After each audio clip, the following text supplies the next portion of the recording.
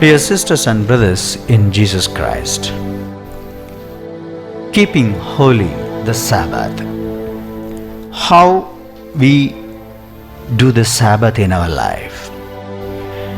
The Pharisees were greatly concerned about many things that were a destruction of the law of God. The third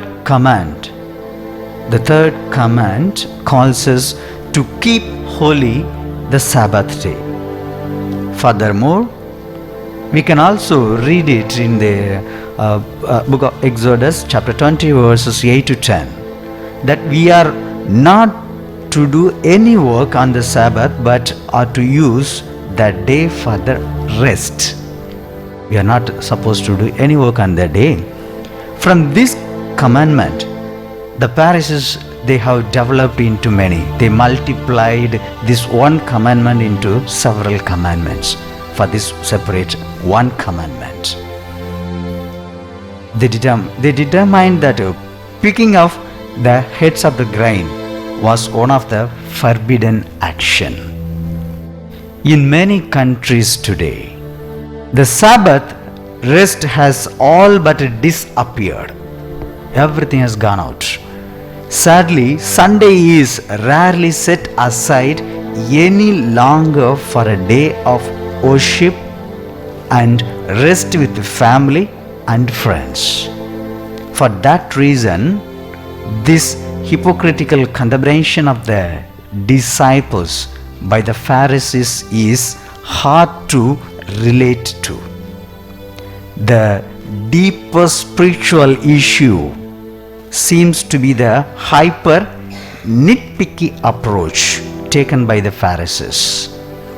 They were not much concerned about the honoring the God on the Sabbath, as they were interested in being judgmental and condemning others. And though it may be rare today to find people overly scrupulous and nitpicky about the Sabbath rest, it's often easy to find. It's very easy to find ourselves becoming nitpicky about many other things in our life.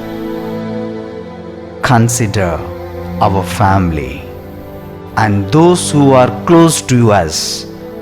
Are we things they do and habits they have formed that leave you constantly criticizing them?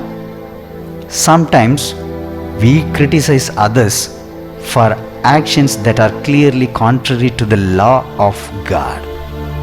At different times, we criticize others on account of some exaggeration of fact on our part.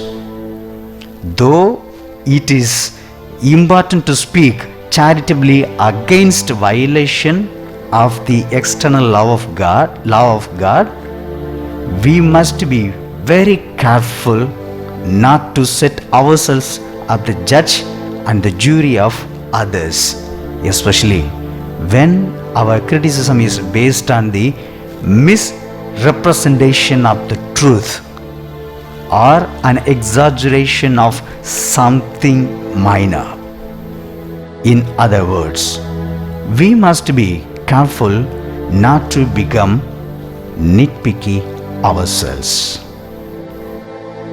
Let us think today upon any tendency we have in our relationship with those close to you towards being excessive and distorted in your criticism. Do you find yourself preoccupied with the apparent minor faults of others on the regular basis? Or try to step back from the criticism today and renew our practice of mercy towards all incident.